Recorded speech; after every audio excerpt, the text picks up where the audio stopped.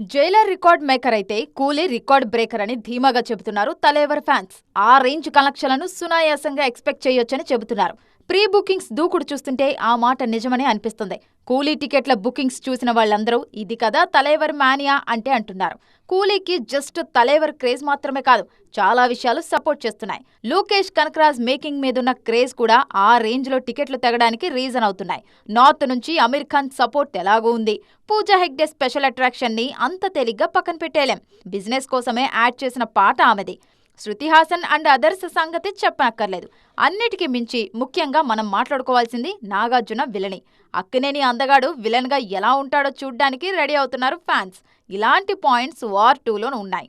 First time Hrithik Telugu నేల మీద ఈవెంట్లో పార్టిసిపేట్ చేయడం, మన తారక్ పూర్తి స్థాయి హిందీ సినిమాలో చేయడం.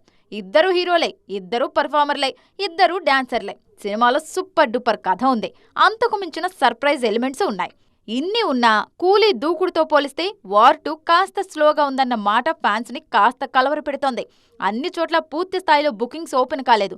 ఒక్కసారి అది జరిగి గేట్లన్నీ ఓపెన్ అయితే ఉధృతి వేరేలా ఉంటుందనే టాక్ కూడా వినిపిస్తోంది. Already stop watch tick tick మంటోంది. స్పీడ్ అందుకోవాల్సిన కంపల్సరీ సిచ్యువేషన్లో తారక్ అండ్ హృతిక్ ఉన్నారు అన్నది మాత్రం ఎవరూ కాదనలేని వాస్తవం.